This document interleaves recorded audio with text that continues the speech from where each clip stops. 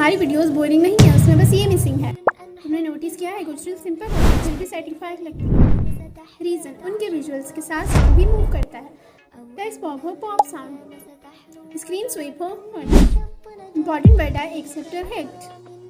बस हर जगह साउंड भरना नहीं है, साउंड को एक्टिंग के साथ मैच करना है।